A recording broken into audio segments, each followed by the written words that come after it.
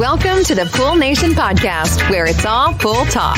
And we ain't talking about netting and jetting or splashing and dashing. We're talking about becoming a nation of pool pros. We talk about the latest products, trends, and training in the pool industry. Now let's welcome your host, with over a decade of industry insider experience and still the reigning champion of Marco Polo, Edgar De Jesus, and his co-host, John JJ Flawless, the fastest netter in the West, and Zach the Pool Boy Nicholas.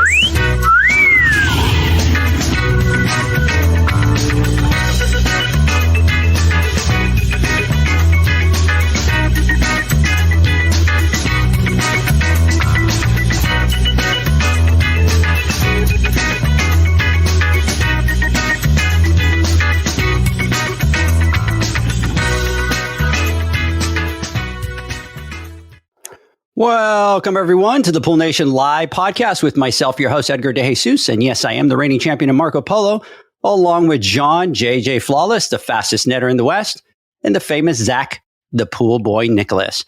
In this episode, we talk to Megan from Pool Pro Magazine and Tyler from the Pool Chasers podcast, and we do a deep dive into the continued price increases we're seeing in the industry and raising your rates. I want to welcome everyone to our live podcast, the podcast where it's all pool talk. And we ain't talking about netting and jetting or splashing and dashing. We're talking about becoming a nation of pool pros. And yes, we will talk about the latest products, trends, and training in the pool industry. But before we get started today, I want to thank our sponsors for this podcast, the Ultimate Pool Tools, the SPPA, and poolinvoice.com. We want to thank them for their continued support. Zach, good morning. Good morning, everybody. I gotta be honest. Every time we do good mornings now, I go into like full panic mode because I'm like, I gotta step this up for John. What am I gonna say? Like, I can't keep it short. So good mornings are very stressful for me now. But good morning. I almost didn't make it today. I'm glad I'm here because also very stressful is if you don't make it to an episode, you know you're gonna catch a lot of stuff for it. So I think that's the fear now. Here. Yeah, no, it's very fearful. John, good morning. Good morning. And look, Zach, you're 100% right, because when Edgar gave me the call this morning and said Zach might not be able to make it or wasn't going to make it, first thing I thought of, okay, what are we going to do to harass him? I'm sitting there texting Edgar. I go, hey, can we figure out, can we get an audio clip real quick? Can we start something up with Zach, please, to take some of this pressure off me? And it was in the works, but you came through towards the end, and we're glad to have you on. We're glad everything's okay. But as far as me, I'm trying to understand with you, Zach, is you're looking at all our videos here and where we're at, and your picture, you're like this. Why are you so close to the camera, bro? Huh? I want everyone to be able to see. How do you do that? How do you get it that close?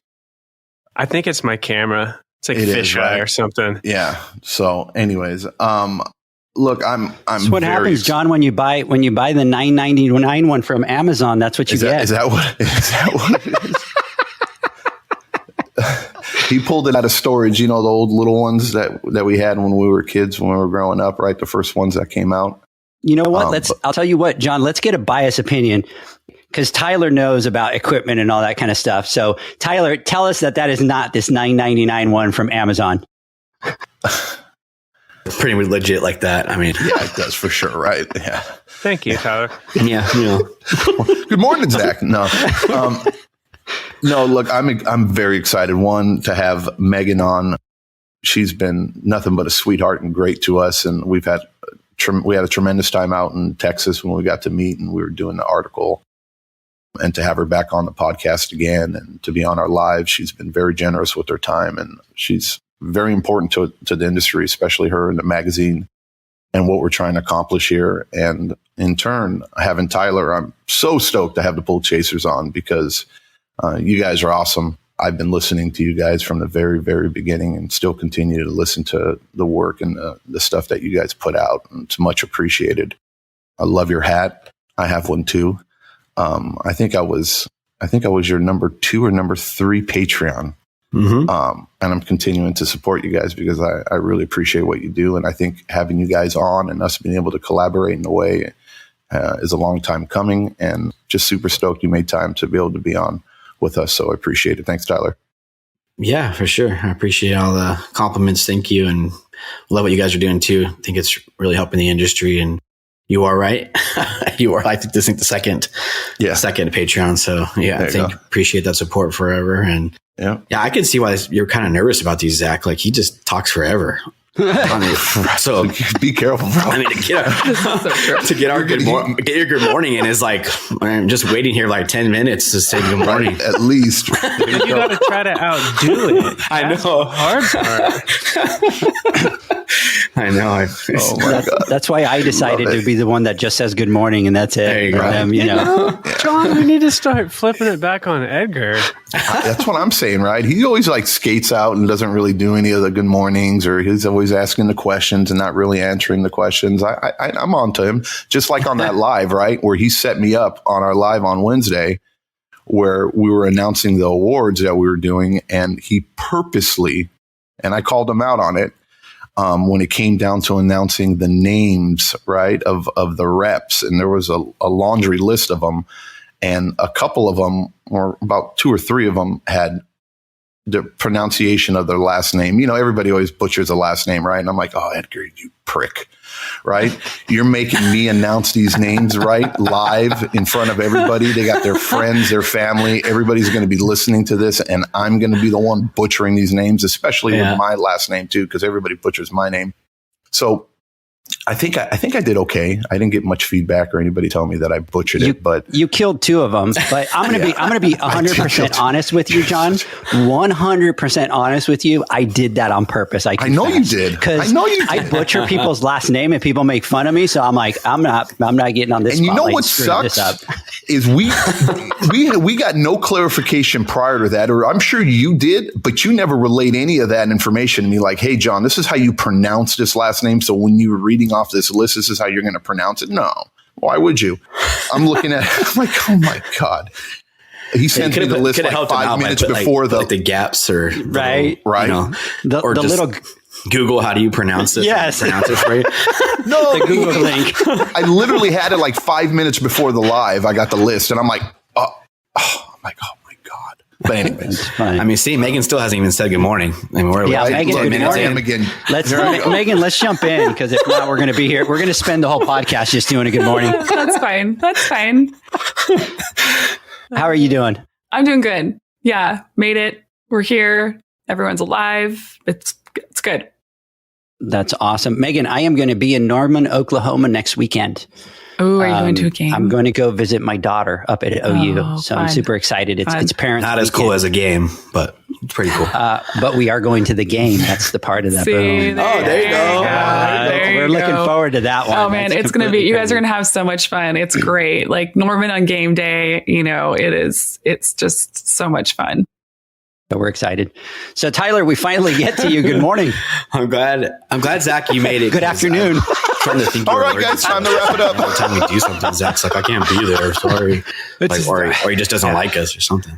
Sounds avoiding you guys. Every meeting we ever do, Zach's just gone. Everything is like, oh yeah, let's schedule this podcast together. Oh no, Zach can't make it. So I'm like, I don't even know who Zach is. He real?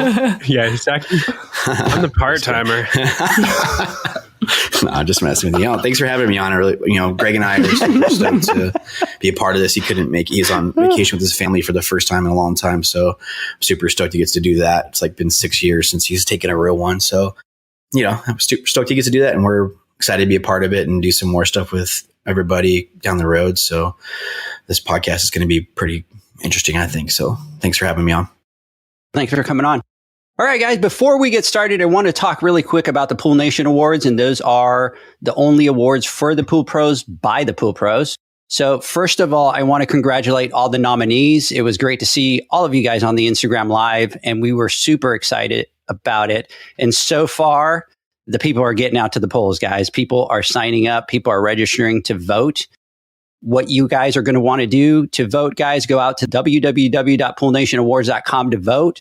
You will need to register to vote, and it's very important that voting is only open for 30 days, and it's going to close on Sunday, October 17th. So if you want to vote, there's a time frame there. Get out there, register, and vote. Yeah, and some people are asking if the winners are going to be announced before the awards, and the answer is no. So we will not be announcing the winners. I saw a comment on that said that, and I was like, why would people want to know before before they get the award. I'm like, that would take out the whole excitement of everything. Yeah, Exactly. Well, they want to know if they should go to the show or not. That's what they're really asking. It's like, do I spend the money to go to Dallas if I'm only going to do it if I win? Yeah, that's true. And I also want to mention that there's the promo code for the Expo Pass, which I think is super cool. If you just want to go to the show and walk the floor and check out the booths, you're going to use code POOLNATION in all caps. It's about a $60 value for the Expo Pass. And you can find that by going to poolnationawards.com. And at the top, there's a red button that'll say free Expo Pass. And when you click on that, it'll take you to the registration page and it'll already have the promo code input in there for you. We've kind of made it nice and simple. There's a huge, big red button at the top. You can't miss it. Free Expo Pass. Click on it. You can register, and that's $60. That's a decent one. And we didn't know that they were going to give us that, so I thought that was cool. The show dates are the 13th to the 18th. The education part is first from the 13th to the 15th, and then the expo part is from the 16th to the 18th. And the night of the 17th are the awards, and we're going to put Megan on the spotlight out there. We're going to make her stand up on stage and kind of do a skit and talk and, present the awards. So I've been threatening to wear a ball gown. These are some trust me, it's going to be a fancy production. Industry awards. So you never know. I'm considering this. John says that he was wearing a tux, but with Crocs would be the only way that he would flow that. Absolutely. So, that's fair. Heels are real tough, right? I can pull it off. The other thing, guys, is that we have partnered up with Megan, and there are going to be 2 special awards for 2 of the 30 under 40. Megan will talk about those, and we'll announce those that night as well. So we're super excited about those as well. So I do want to acknowledge and thank our current sponsors for the Pool Nation Awards, and that is the Ultimate Pool Tools, the SPPA. Hasa has joined us, and Zach John, we have the first pool pro that joined us as a sponsor. No. Who? Jay with Jake Brakefield Pools out in Denton, Texas, reached out, and he is the first sponsor from the pool service side. So that's that was so cool. Jay's cool, man. He's on every single live. He's every podcast religiously. He contributes. He's completely always positive. I think he's awesome. Thank you, Jay. I appreciate it. So we're excited. All right. So this week's shout out goes to Jamie. And here I go, John. Here, I'm going to butcher the last name. Tuttle, I think it is. Tuttle. And he was out in Arizona. And I was talking to him yesterday on a video call. And he's parked over on the side of the street. And he goes, okay, I'm going to show you something. Because if I tell you this, you're not going to believe me. So he's on his video phone. He flips the phone over. And here comes this horse with a saddle just running down the middle of the street. Here comes the second one with the saddle just running down the street. And then a lady running after the 2 horses just right behind. And he's like, I'm not making this stuff up, Edgar. Wow. Like this is so as we're talking, he's trying to help them. They don't need any help. Literally That's how we do pool service here. You didn't know that? Horses. Old school. Right. Wow. So it was pretty awesome.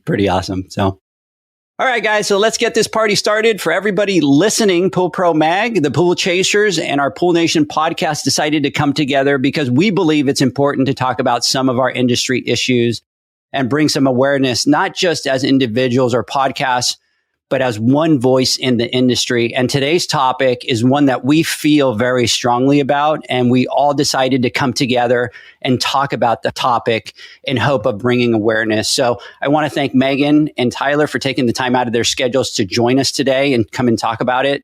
So with that said, let's get this podcast started. So Megan, let me start with you because we had you on the Instagram Live and you talked about a concern because you did a survey and the data or the findings were not good with that specific question and survey. So can you talk a little bit about that? What was the survey and, what was the issue with those rates? Yeah, for sure. So, okay, first of all, let's be clear. This was not a scientific survey, so we're not, so take it with a grain of salt. And it wasn't a huge sample size. I think it was a little over 100 pool service pros answered this survey. We're trying to get an idea of what's going on in the pool service industry, right now. What does it look like in 2021? And this was kind of late in the spring, early summer that we did this survey. We asked, have supply chain shortages impacted your business? 91% yes.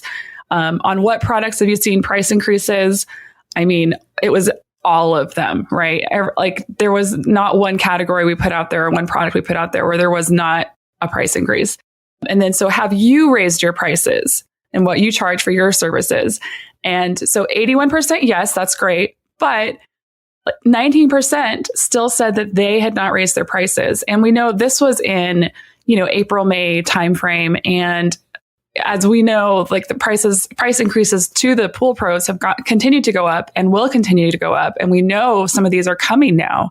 And it just kind of blew my mind that there was still, that should be 100% because because prices have been raised to everyone else in the industry 100%. Like no one has been untouched by this. And so there should not be 81, 19%. That number needs to be 100% because if you haven't raised your prices, you're losing money. If you weren't already, you definitely are now. Yeah. So Tyler, you guys on the Pool Chasers have also been talking about doing rate increases and making sure that the pool pros out there are looking at their numbers and to make the necessary increases or adjustments.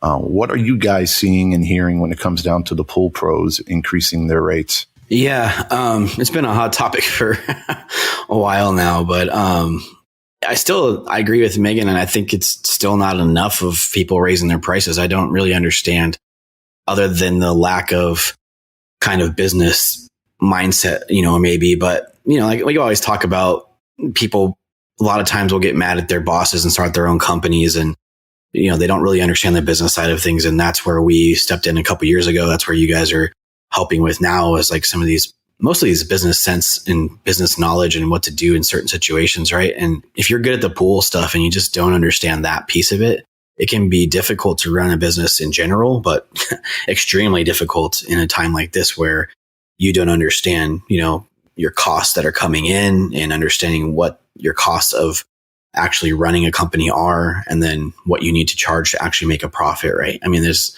so much into that piece of it right now. Is if you don't raise your prices, then you're losing money, like Megan said. So, it's still not enough in my opinion. I was just up at the Pie Show and we did a class on the price matrix that we'll talk about here shortly. But even in that class, I was pretty amazed with just kind of the feedback was not what I thought it would be fully. It was just kind of like, towards the end, there was a few of them that just like, how do we do this, right? How do we get to that point of raising? And it's been a year and a half or almost 2 years now of these. And I can't imagine running a pool service company struggling for that long. It's got to be tough. So definitely think this is a good topic to keep pushing because I don't know that enough people are listening, Yeah, no. And like you said, it's kind of like I don't know if you guys have read the book, The E-Myth, but it's kind of the technician versus the entrepreneur, is the 19% left, the technician that now needs to transition into being the entrepreneur. So I think it's important that we stop right now and take a minute to share some of the recent product rate increases that are happening. The first one is that on August 25th, Hossa released a letter with 12% increase for liquid chlorine. And then on September 1st, Segura announced that their Cal Hypo is going to increase 20 to 35%, Trichlor 40 to 50%, and other products anywhere from 20 to 50%. And then on September 15th, PEP put out a letter saying that the majority of their vendors, including the three main manufacturers, Hayward, Jandy, and Pentair, have notified them of price increases that will most likely take effect October 1st. But the price hikes from the big three will take effect on October 15th. So I find it interesting because I was reading that letter and they talk about the rate increase, but then from the manufacturers, there is a price hike. So I kind of found that interesting, and I haven't been able to find out what the percentages are from the manufacturers. So I think we need to kind of get back out there and find out, but we knew they were coming. I think the other thing that was important, Zach, was, a number of manufacturers have advised them that regardless of the order dates, orders shipped after October 1st are going to get hit with that new price. So, for those that are kind of trying to get out there and pre-order and buy in hopes of, let me buy it now, even if I get it later, that's not going to happen. You're going to get it at that higher rate. And for me, I have a lot of concerns for some pool pros out there. And some people have told me, oh, you sound like you're doing this doom and gloom. And it's really not. We're really trying to bring awareness is what we're trying to bring. People need to realize that if they don't look at these numbers, if they don't look at these adjustments, they can go out of business. And I'll pick tabs for an example. Pre-COVID, we were at about $80, $90 a bucket. And right now, we're anywhere from $150 to $190 a bucket. And after October 1st, you're looking at a 50% increase. That means that tabs are going to be about $255. And it might be more than that, but I picked the range because it's from $150 to $190. So maybe somewhere in the middle. So I'm lowballing it a little bit. But if we break down tabs alone, they've gone from 90 cents a piece to $2.55 each. So in the middle of summer, if you're adding 2 tabs per week, it used to be $7.20. That today is $20.40 just on tabs. We're not talking liquid. We're not talking Cal Hypo. We're not talking about any of that. And so I kind of think about those pool guys that are charging the $100 and just tabs alone, you're talking $20. So that becomes, very scary. So how do we get the pool pros to realize or bring awareness that they're at a very critical stage of their business and that they need to look at their numbers? So, how do we get them to be able to do that? We've talked about it. We try to bring the awareness, but what other things can we do? That's such a good question. I don't know. It's frustrating because it's like, you kind of get a little frustrated because you're like, what else can we do? I mean, we're pretty much laying it out there for you. And I think that's it. I think everyone just has to keep talking about it. We've talked about this before. Like, you feel like you've been hammering home the same message for months and months and months, but I think you just have to keep after it. I like what you said, Edgar, about this isn't a doom and gloom situation. Like, this is an opportunity. And if you're not looking at it like that, I think that's your first problem, right? If you look at this like, oh no, this is going to be really hard and this is terrible, you're not looking at it the right way. This is really an opportunity for you to run a better business and make more money. And if you aren't thinking like that, and if you're not trying to position yourself in that way, then you've got a problem. I mean, it's happening to us too. Like, we're about to announce a rate increase too, guys, because we got our 4th notification from our printer that our prices are going up. It's like, this is happening everywhere. And I've talked to our customers and they're like, we understand. They know it's coming, because we can't just keep decreasing our margins and expect to be able to continue at the level that we want to. And so, I mean, it's something that we're doing. It's something that everybody needs to be doing. And you really have to switch it from that. I think it's such a mindset thing where there's this fear of raising prices. There's this misunderstanding of how to do it. And you're the problem. It's not your customers. It's not the manufacturers. You are the one that has a problem with it. It's not these other people. Like, you are the one that's holding this back. It's not your customers. It's not those cranky people out there who don't want to spend more. Like, this is you needing to get over your own fear and your own, your own setbacks with this, because I feel like I've said this so many times lately when I've been talking about these things, where I just want to look at people and be like, you're the problem. Yeah, you're the problem. That's like, awesome. you're the one who's you're holding yourself back. If this there's is what so you're many afraid times of where I want to tell people that you're the problem, and I can't fully. I try to tell them in a workaround way, but it's like, no, if you don't. Yeah. Well, I said I wanted to. I didn't say I was doing it. I was saying on the podcast, but not to any person individually.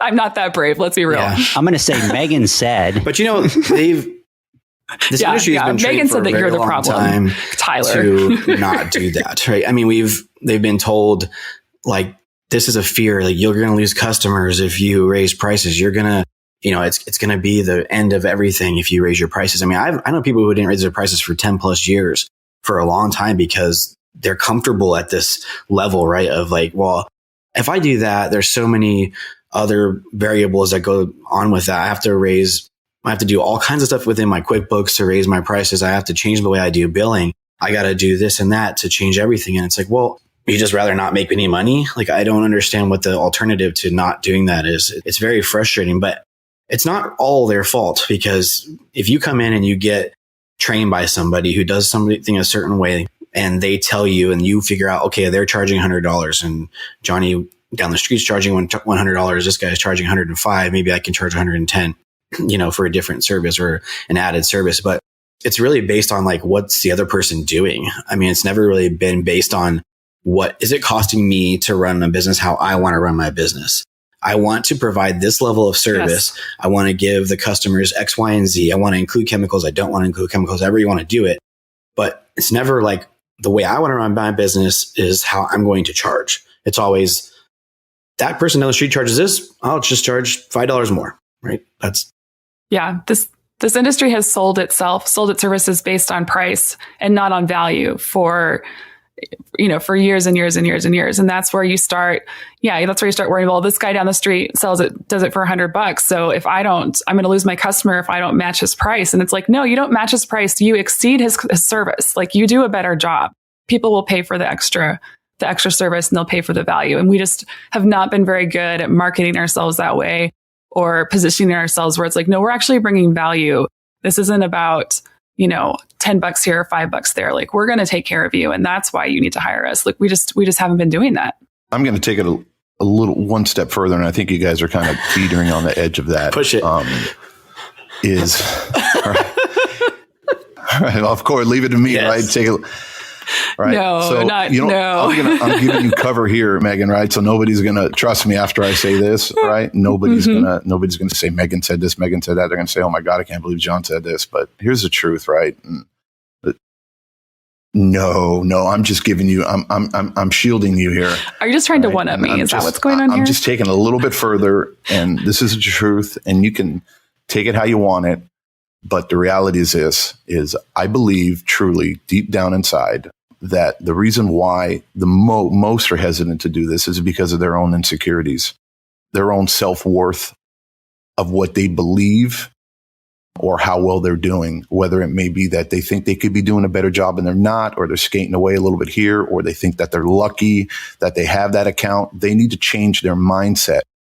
If that's the mentality you have, then you need to grip that mirror and look at yourself and say, what can I do to be the best at what I do? And how can I provide a better service than the rest of them or the majority of them?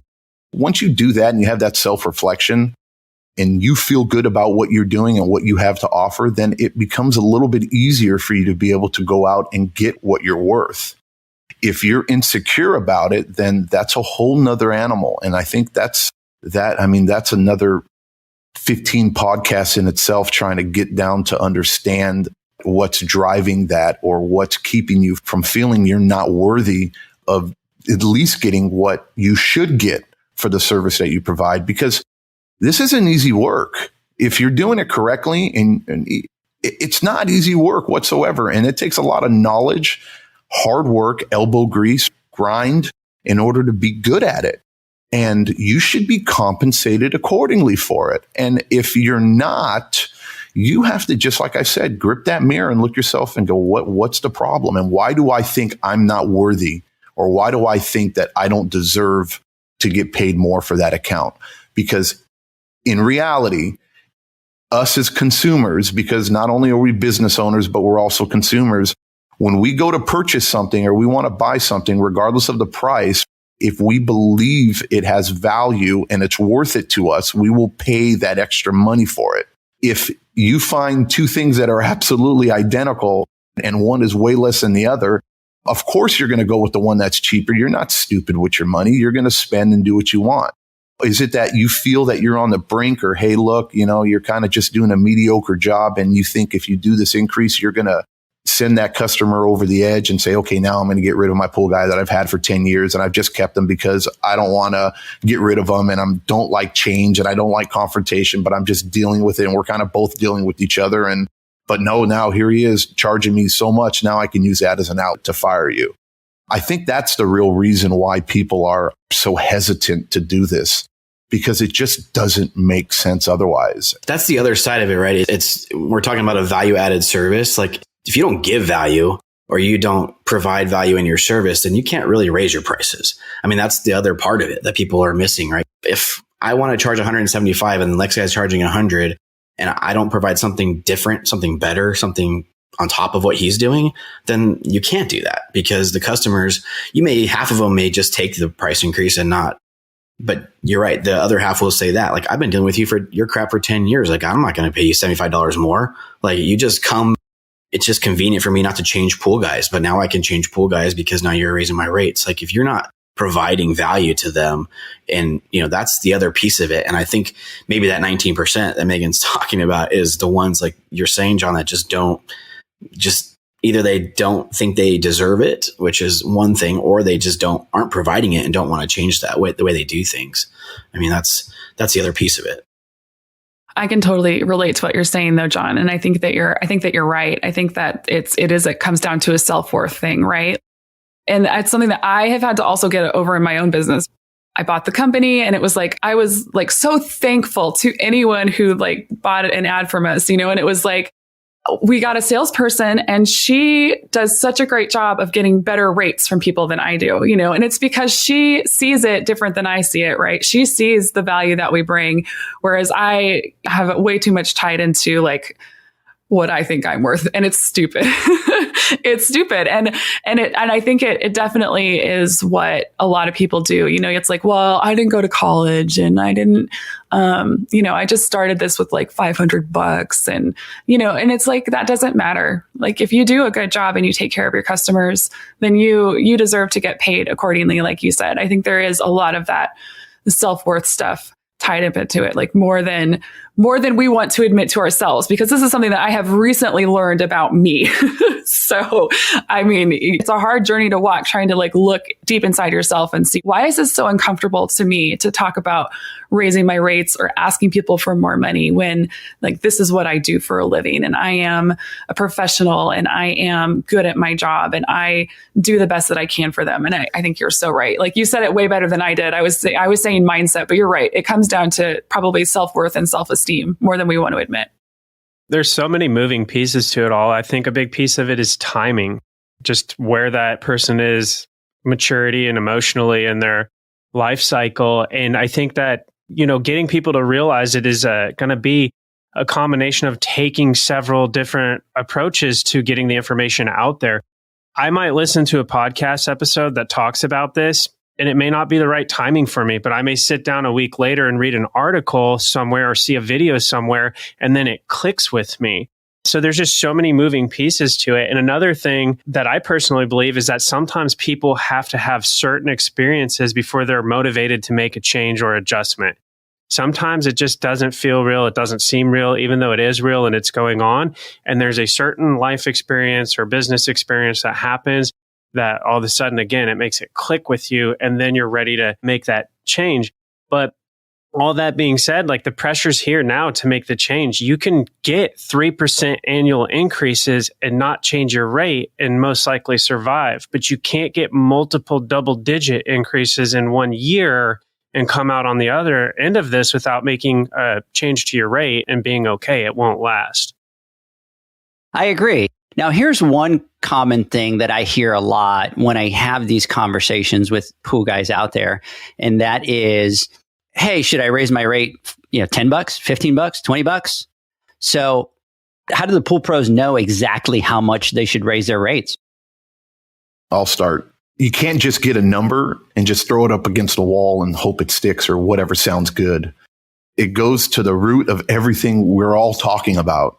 Is you need to understand your financials and you need to make these increases. There needs to be a method to the madness. You have to understand the money coming in, the money going out. You need to understand what each cost per stop is, what each customer is costing you, what you profit per customer. All those things have to play a factor when you're putting in these increases, along with the increases that we're receiving year over year. And it seems like every other month now from our manufacturers. Before, we used to get increases 1 or 2 times a year. Now it seems like we're getting 4 or 5. And even myself, where we think we're ahead of the game and we do our increases, and we'll kind of go into a little bit later on in the podcast, but I can't even keep up with them. And I failed with these increases because I knew they were coming and I increased accordingly and I increased well. But man, I mean, there's no way I took into account what I'm going to have to absorb this year now until I pass my other increases. But we're in a position where we're able to absorb a little bit of it, right? We have a plan. We work with the schedule on how we do our increases, how much we increase, and we have calendars and dates and all that. We get it. But we're able to absorb this because we have an understanding of our financials. And I know, okay, if it now if it ever came to the point where, hey, look, holy crap, I'm not going to be able to figure this out, right? Then yeah, we would do something different, and we would do a out of schedule or whatever rate increase, or we would drop a customer if we had to, if that customer wasn't profitable, and take on another one. But the number just you just can't come up with a number just because it sounds good or because you think they're going to be okay with it or whatever. You need to sit down, get your financials, come up with that number, whatever it may be, whether it's $10, $15, $20. Our average increase usually is about $20 to $30 is what we increase, but we only do ours every 2 years. But still, that's kind of where we're at, but it all depends on all these factors. So it's hard just to throw a number. There's no blanket number. I think you're 100% right. And as it goes back to the business thing, but I think I want to add on top of that, like the whole world is primed for you to raise your rates, right? I mean, going back all the way to like toilet paper, when we all had to pay for toilet paper and find it and all this crap, like even you go all the way back to that, like people are understanding now. You have that crisis, and you have the pandemic, then you have all these things. Everything that they buy has gone up. I mean, every single thing that they buy has gone up. So why would we not go up? I mean, it's the perfect timing. They already understand it. And if you do it the right way, which is a big deal. I mean, you can't just say, hey, we're going up $20 and that's it, right? You gotta, like you said, Zach, it has to be several different approaches, and your customers, the way that you communicate to them or talk to them or give them an email or a text or a call. It all depends on who they are. And the more time you take and invest in it, the better chances you are to keep those customers, right? You know them. I mean, you've spent time with them. You know how they react. You know how they email it to you. And there's ones you don't want to keep. I mean, you guys have talked about that. We talk about it. You can fire your customers, right? It's okay. They are ready for you to do this, and you should be seeing it that way. It's everything that's going on. And I think the reaction to all these price increases is, whoa, like they're jacking us again, right? But Megan and I have talked about this several times, and once on the podcast together. It's like everybody is getting hit with all kinds of prices. Like the shipping rates are going up crazy. They can't get the parts to make these pumps. They can't get these pieces that they need to make the filters and the heaters and all this stuff that we need to put in backyards. They can't get them. So what does it take to get those things? Like more money. They need to spend more money to get those pieces. Like, are they making money? Of course. Like they have to make, they're legitimate businesses who are backed by financial people and all kinds of things. They have to provide value to their investors. They have to make a profit, right? But that's what a good business does. And that's what you should also do. So they're getting all these price increases from all over the place. And so we have to understand as an industry, like they're not just raising rates because they want to raise rates. And I think that's probably not a popular opinion, but it's the true opinion, because we have to understand, okay, like everybody is getting rates increases, and the little tiny, pump plugs, heater plugs, these little pieces are the metal piece of a shaft seal, right? Like those little pieces, they can't get them. Those are the parts that are so hard to find right now, these little pieces, and they have to pay a lot more money to get them, to get priority on them. So that's what the increases are coming from, right? They're getting hit with all these things. Of course, they need to make a profit, but we have to accept that and realize that, and then take that same mindset of, hey, everybody is increasing things right now. And you have to explain that to your customers in a way that this is why it's happening. I'm not just doing it. Like I'm being charged, what do you say, $250 for a bucket of tabs. Like every tab I put in your pool costs $2.50, right? It costs me that much. I got to put 4 in your pool a week. That's $10. I mean, you're paying me $100. So if I spend $40 on chlorine alone, that's just tabs. So nothing else. If I'm shocking, if I'm doing conditioner, if I'm doing, borates, all these different things, like that all costs different money. But the thing they understand, I think most, is chlorine, shock, and acid, right? But you can explain those to them. But listen, like I'm getting these hits all over the place. The manufacturers are getting these hits all over the place. We just have to do what we have to do to survive as a business. And I think anybody that can afford to pool service probably has a decent job, right? It probably has a decent understanding of business and what they're doing, or they run businesses, or they have people that work for them. So they get business. So if you explain to them correctly, this is what's happening to me, this is what we need to do, then you shouldn't have a big problem. And then again, you can fire the ones that have a problem. I mean, you probably all are getting hit left and right with, hey, can you come service my pool? Hey, can you come service my pool? Hey, I need this. Hey, I need that, right? You're turning down business left and right. Every pool guy I talk to is turning down business left and right. So why are you going to deal with the 5 customers that don't want to increase their rates when you can have 5 brand new customers that are going to be on your brand new path that you've created and on the pricing structure you've created? That's what you need to do. So that was a long rant, but that's kind of. That's all right. I just heard you say borates. I heard you say borates and my heart jumped. I did that for you. So I was in a manufacturing facility this week. It was so interesting. There was a small company and they couldn't get this one like lever. It was all they needed, this plastic lever. They couldn't get it. And so they were like, okay, well, what else can we use? And they switched to like a hose kind of thing, right? And like that kind of stuff is so fascinating to me because, it's just this one piece that's a huge part of what they're doing. And not only did they find something that worked that was like the same, it was cost effective, it also ended up being a better solution, which is super cool. And so I'm excited to see what those kind of innovations look like coming from the manufacturers as these things happen and change. And they're like, well, we can't just not sell this to people. We have to get this out the door. Like what can we do to like not make it a worse product, but to make it just as good or better and still make sense financially for people. I'm so excited to see what all of those things are because there's so many that I've already heard about. And when you think about that, like you're talking about there's so much money involved in that change right there, right? It's not like, oh, I'm going to just switch to this little piece. Like the whole assembly line changes. Every piece of their business changes. Everything. It probably cost them 10 grand. I'm just throwing out a number to make the switch from this little piece to this new pump thing that they're doing. And they have to invest in training for their guy, everybody who's putting those together. There's so much cost that goes into making that change for you so that you can get the product that you're looking for. I remember talking with, Haviland and like, they had to use different color lids, random things to like, just to get you product. I mean, you may see this thing that's a different color, but because they're trying to get it to you, it's just, everything is crazy. But anyways, to your point, like that costs them a lot of money to make a change on a little tiny thing.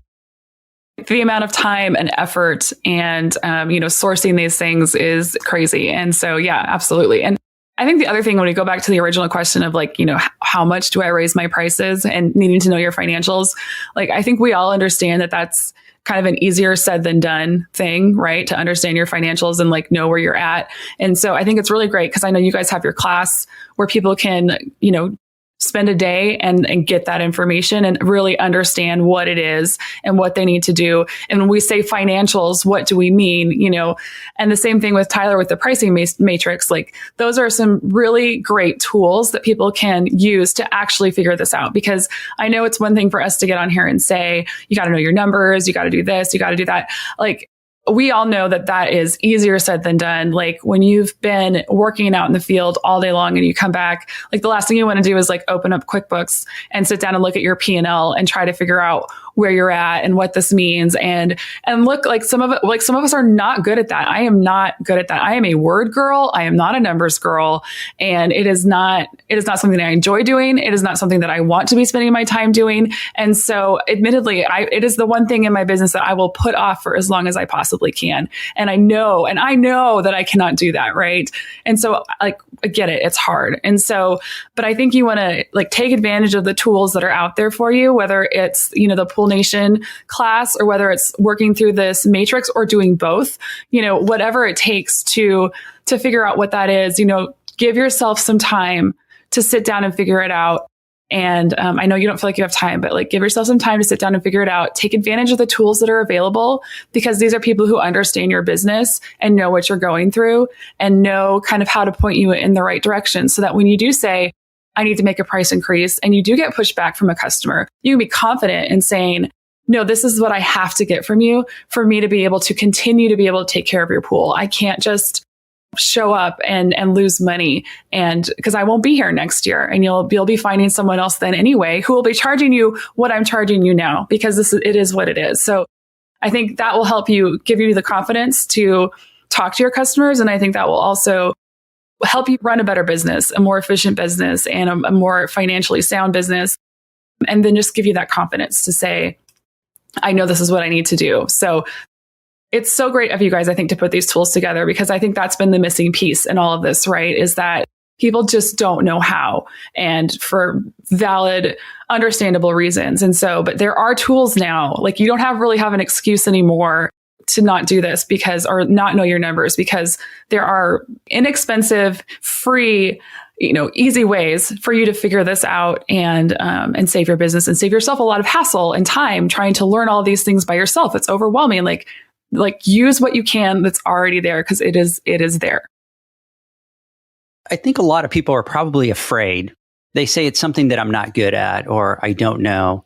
But what ends up happening with a lot of people that take the business finance class is they have a pre-conversation with us, and we're talking about all these, terms, whether it's, profit, loss, fixed expenses, operational expenses, average cost, this, that. And it's just like water chemistry. The first time that you started doing pools, the correlation between pH and alkalinity didn't click to you probably for 3 or 4 months, right? Because there's just so much information coming at you. But you hear it so many times over and over and over again that then it just kind of clicks, right? So it's the same thing with the financials. At the beginning, you're afraid. And when you do it and you hear the terms 5 times, you're like, I got this. So I know that there is a fear out there, guys and girls, to go through either the pricing matrix or the class. But the best thing that you could do is spend that time, go through it so that you have that number. Because let me tell you, the only way that you're going to be able to figure out exactly how much you need to raise your rates is to know exactly how much money you're making. Because if you do a $10 rate increase, but you're still losing money, next summer you're going to be out of business. So the only thing that's going to determine what that rate needs to be is sitting down, going through a course, going through the pricing matrix, sitting down with your accountant, bookkeeper, whatever it is, and have them tell you what that number is so that you can increase that price. I want to add something. I think everyone, great points and pretty much covered that question, but I just want to add a little twist there. What if you're priced okay? What if you're priced where you need to be and you're in panic mode and you're like, everyone's raising their rates, they're talking about rate increases, I need to get out there. You might unnecessarily push potential customers away or lose customers because you push your price to a point that it doesn't need to go to right now. So that's why it's, I'm going to use your word, John, hypercritical that you know these numbers. And that's all I'm going to add on that. I love that analogy, Edgar, about the chemistry, learning the chemistry and then the business. That was actually a home run right there.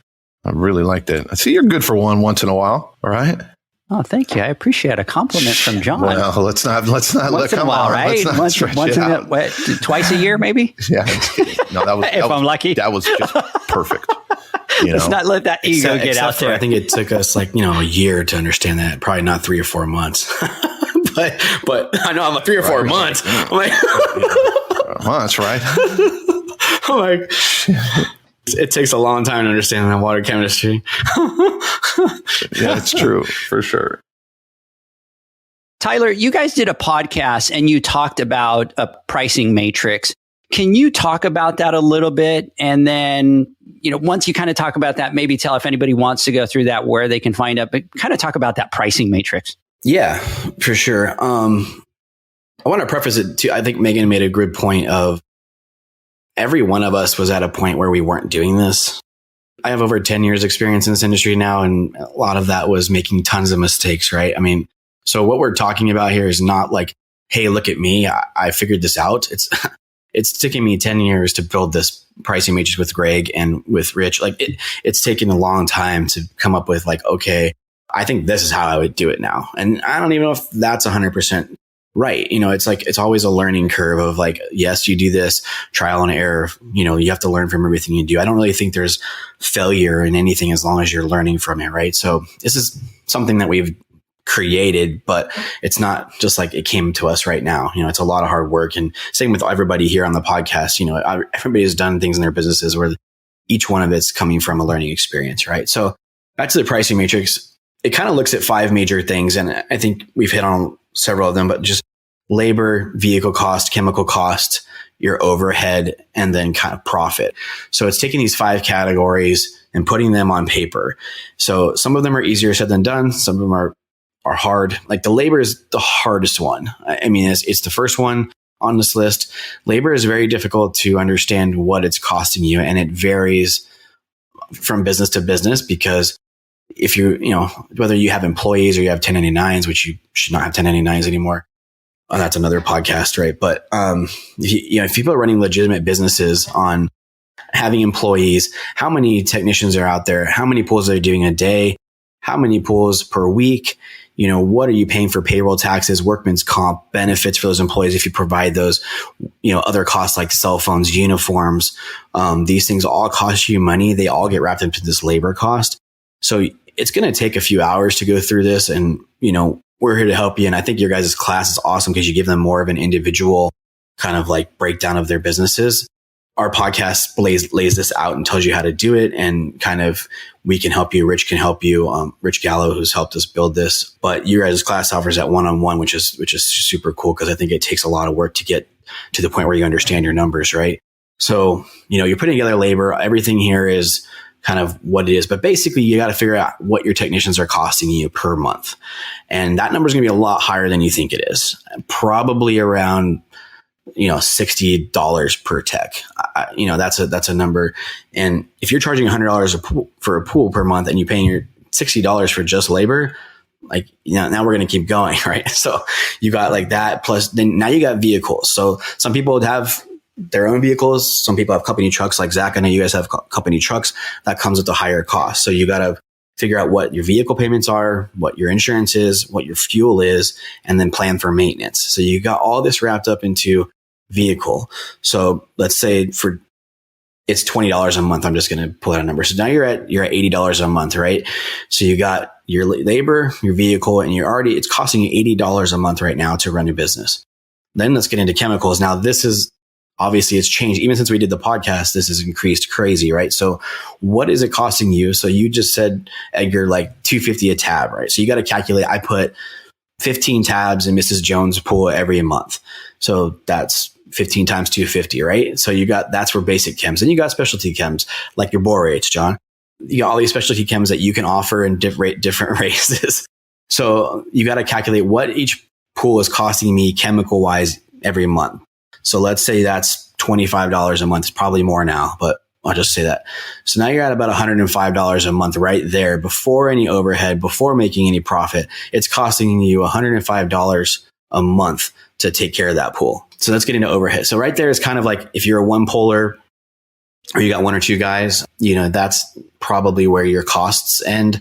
But let's not forget, you probably have a vision of creating a bigger business at one point, right? So you still want to calculate overhead in your prices, and then you may be charging equivalent to that, right? So then your overhead is your office managers, route managers, other things like that cost you money. That those office managers and route managers, they don't bring in money out in the field like technicians do. So making a jump to bring on an office manager or a route manager is a huge leap, right? So the cost financially, you're going to be paying that person a salary that doesn't necessarily bring in money, right? It helps you in other areas by freeing up your time, but you're not, it doesn't bring in money. So you got to be able to make that jump. So you have to calculate in advance of what the overhead's going to cost you. So you got those four numbers. Let's just say your overhead is $30 a month. So you're at $135 a month that it's costing you to run a business. And that's before you make any money. So you're really losing money, right? So then it gets to profit. What do you want to make? Like, I would say a reasonable amount right now is about 30%, right? People are wanting to make at least 30%. Some people make more, some people make a little less. I've heard 23%, 27%, 30, 33. Those just depends on what you want to make yourself, right? So then you got to multiply that by the 33%. What number is that? Okay. So let's just say, I don't want to do the math in my head. So $40, if you did 30%, that's $40. So you'd be like $175 a month, right? Would be what you need to be charging to be making money and charging the appropriate amount. So if you're charging $100 right now a month and you calculate these things and you're like, wow, I'm losing $75 a month every month, right? So that's kind of the gist of it. It's a lot more detailed than that because you have to spend time figuring out those numbers, right? I just threw out random numbers, but I think it's very workable. And if you listen to the podcast we did with Rich, and he's available to help you out, but it's really just kind of figuring out what those things cost you and what you want to make and putting it all together. And then again, like I said, I think your guys' business class is awesome because it gives them that more individual one-on-one time. But that's the idea, is just really figuring out what it's costing you to run a business And then, how much profit do you want to make?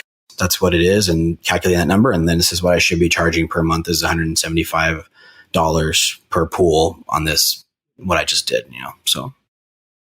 One thing, I've been doing this for a long time, and one concept that I missed for a long time was the profit, right? You get so stuck in the weeds with the expenses, that's all you focus on. It was actually Edgar, helping me start learning about running off budgets and how to do that. And he's like, and then you got to figure out your profit. I'm like, what? You don't just roll the dice every year and then hope that you hit something. And that's how I ran the business for a long time. So it's just such a huge piece that I think is often overlooked. I mean, if I overlook it, I know a lot of other people overlook. Not saying I'm a genius or anything, but I take a lot into account. So I think that's super huge and super important, obviously. Profit is the number one thing everybody misses. I mean, when you get to that point, they're like, oh, I got to make some money. Like, I mean, it's always that. And I did the same thing for a long time when we were running Brothers. I mean, I understood, okay, yeah, that cost us this much money to run the business, so we need to be charging this much money. And then you forget, oh, I got to pay myself, right? I got to live off this. And, what are you doing it for if you don't make money? I mean, everybody loves, if you don't enjoy your job and you don't make money at it, what are you doing it for? Go do something else. You got to love what you're doing, and you have to everybody has to feel that reward of my hard work is worth something. And at the end of the day, if it's not, then go work somewhere where you can get paid and not have all the headaches and all this stress you're going through, right? If you don't want to run a business, if you're not made to run a business, then don't do that. There's a lot of number twos in companies, number twos, 3s, 6s that make a ton of money. Number 2 in Google, number 6 in Apple. These people make 6 figures, but they don't run the business. They don't own the business. If you're not made to run a business, then don't do it. But if you really enjoy that piece of it, you enjoy working for yourself, then you figure this piece out. You figure out, oh, I need to make money to be happy, to provide for my family, to, get the things that I like and love to do. Like, you don't just work to work. I mean, you got to work to make money.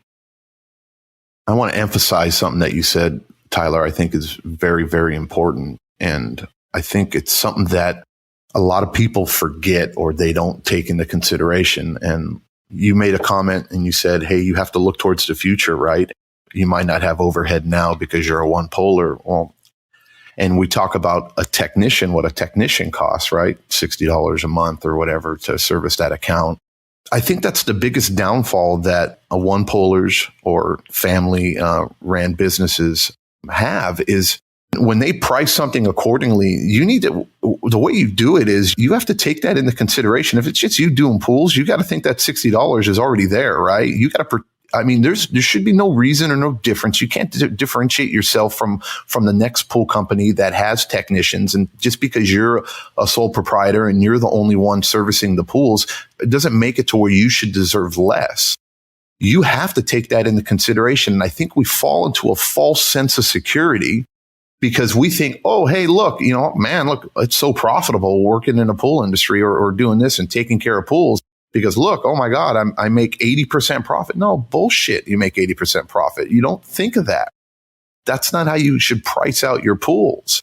When it comes down to selling stuff retail, I get this all the time with pool guys when they call me and we talk and they're like, all right, John, what should I sell this pump for? I bought this pump for this dollar amount and I'm making X so much dollar. I'm going to sell it for this because I'm still making a few $100 or a couple $100. I'm like, are you out of your mind? What is Leslie selling that pump for? What is the retail? What are these retail giants, these people, what are they selling them for? And why should you sell it anything less than that? If anything, I'd be like, hey, look how badass I am. I can sell at the same price point that Leslie's sells it at, right? So if Leslie's is selling this pump for $17.99, why in the hell would I sell for anything less than $17.99 for the pump? Or if they're selling this filter for $2,000 or $2,500 or whatever it is, why on earth should I sell it for anything less than what those retail giants are?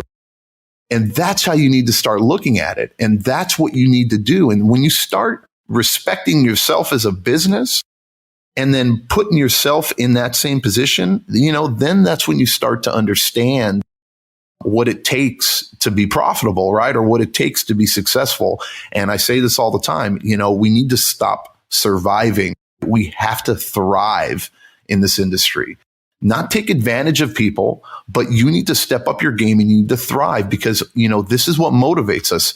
This isn't a charity. We say this 1,000 times. We're not in this for a charity. I don't go out and give free pool service or free installs and free this because out of the goodness of my heart.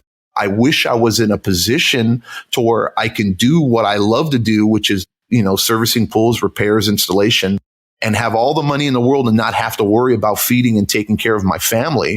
And I can do these things for free because I don't need it. But the reality is I have to support my family and I have dreams and aspirations and I need to do these things. So there's no shame in getting what you're worth. And so I think you just made a perfect point on that. And I think we got to switch. And it all comes down to that self-worth thing and that confidence, that lack of confidence that we have. You're not ripping people off, if you're selling it what retail is. And that's what you're supposed to do. That's business. I agree with you. And I think that's the benefit of running a one-polar business or a family business. Like you get that profit, you get the higher dollar amounts. Like you need that. Like a business that like Zach's running, right? Like he has less profit. He makes less money than a one-polar sometimes if the one-polar is running it correctly, because that's the benefit of being that family owned. But you should, and Zach needs you to charge close to what he's charging. Because otherwise you're undercutting him. You're taking away you're devaluing the industry. You're devaluing what the customers think we're worth. So he needs you as a big company to charge close to what he's charging so that when that customer talks to the next person 6 years down the road, if you retire or whatever happens, they have the expectation of like, oh, my pool service is going to be this. And, it's going to be $175. It's not going to be $100. If you're charging $175 and Zach's charging $175 and you're making $80 and Zach's making $30, that's how it works. That's what you have to do. That's the benefit of being by yourself or with one or two guys. You make a lot more money that way sometimes. And then it becomes the bigger business is worth more down the road. And there's a lot more value that Zach has in his side of things, right? But the one polars or small family businesses, like you should be making a ton of profit. And you're not taking advantage of people. Like John said, whatever Leslie's is selling it for, that's what you should sell it for, if not more, because you bring that one-on-one family operating, like I'm going to come install this. You're never going to have problems. If it has warranty, I'm going to take care of it. There's a lot of different ways to value that, but you should be charging at least that. And you should not be afraid or scared or nervous about ripping people off because you're not. That's what you are supposed to do, like you said. And Zach needs you to do that. All the bigger companies need you to raise your prices. They need you to be competitive because they're going to outprove you. If you're not good, they're going to show why they're better and they're going to get that account at some point, maybe. But if you do provide a valuable service and you do run a legitimate business and you take care of your customers, then you deserve that money. And if you don't, they'll find out and they'll pay somebody who does, right? So charge what you're supposed to charge. And I know we're running on and on and on, but I think it's such a good subject. And I think we're really making some great points here. To take it even a little bit further, when it comes down to this issue right here, I think is a root of a lot of problems. The hardest part for a one polar or for a single operation business to make that jump into hiring an employee, right, is that share in profit, right? Or being able to take that cut.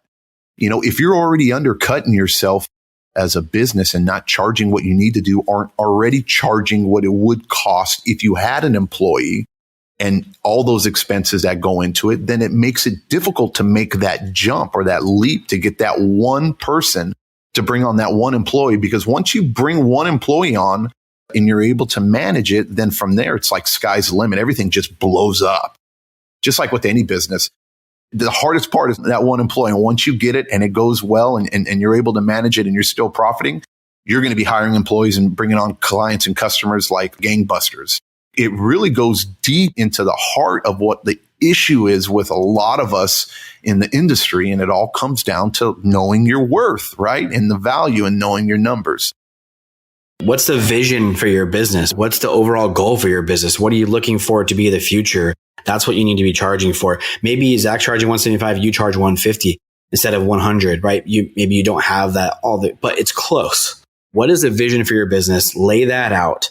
What do you want to be doing in 5 years from now? Do you want to have 3 employees? Do you want to have company trucks and offer them benefits and offer these great things? Then right now is the time to raise your rates to a level that allows you to get to that point. Otherwise, it's always going to be a struggle to hire the next person or buy that truck or fix the truck. I've done it. It sucks. Like, it's always going to be a struggle if you don't plan and raise your rates. And now is the perfect time. Like I said, they're primed for these rate raises. Do it now instead of later. Guys, let me ask you a quick question. Is anybody on a hard stop today? No, not really. No. John, are you on a hard stop? I'll make it work. You'll make it work. I'm really enjoying this. Okay. I'm really enjoying this. Because so here's the thing. Believe it or not, we've already been on the podcast for an hour and 11 minutes. We haven't taken a break. We haven't done anything, but it's such great information that I don't care if I have to go long, cut the podcast in two, put it out in two pieces if we have to. But if you guys aren't on a time crunch, I want to keep the conversation going because I think we're hitting on such great topics and points that I don't want to kind of stop that. So let's take a word from our sponsors. And when we come back, we'll continue the conversation. The SPPA is dedicated to the niche general liability insurance needs of pool and spa professionals. As industry leaders, we'll fight for you, protect you, and be there for you. We provide extraordinary service before and after the membership and insurance is in effect. Insured members of the program get the best customer support and have peace of mind that their alliance is their voice and always fighting for their program and insurance needs.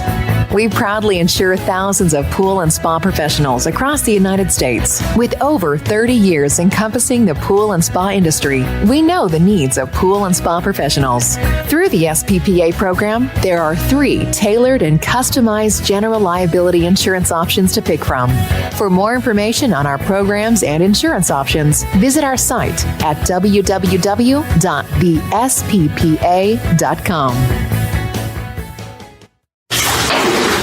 The sound of you continually pitching pool care poles into the trash.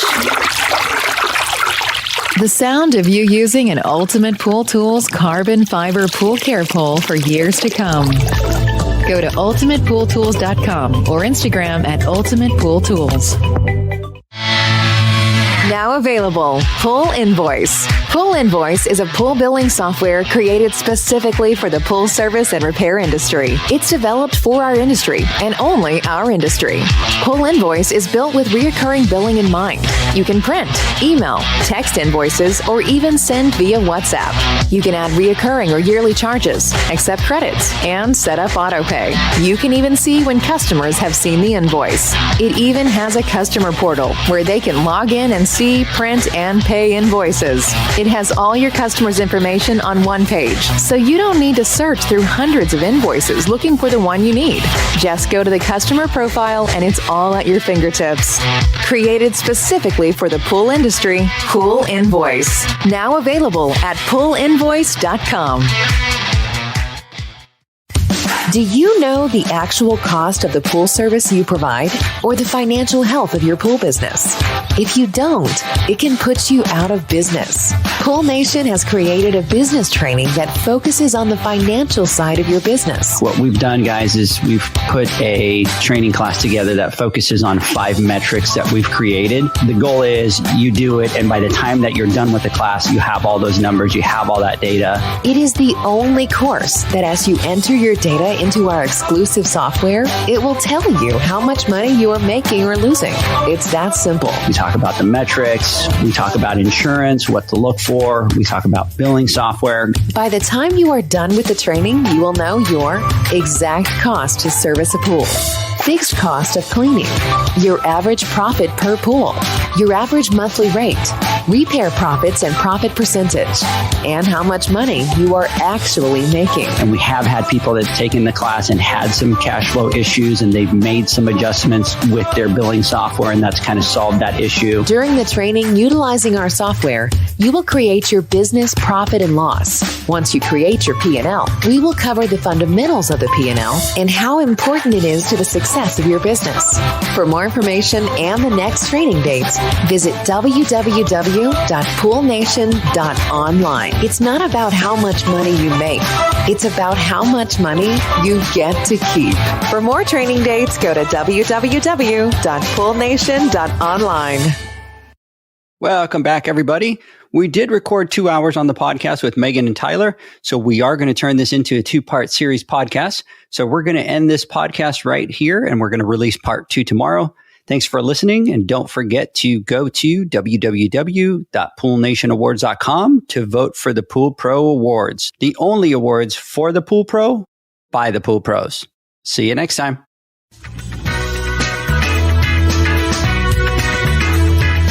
Thanks for listening to the Pool Nation podcast, a member of the Pool Nation family. You can listen to us live every Friday here at 9 a.m. Pacific, 11 a.m. Central, and 12 noon Eastern Standard Time. You can find us at Pool Nation or PoolNationPodcast.com, on Facebook, or on Instagram at pool.nation. And to find more info about Pool Invoice, the billing software built specifically for the pool industry, go to poolinvoice.com. Before you go, this is what the pool industry has been waiting for. PoolmanUniversity.com. It's the first platform dedicated to learning the swimming pool service and repair industry. A pool service community where you can connect and find videos on business, service, water chemistry, and repairs. See you there at PoolmanUniversity.com.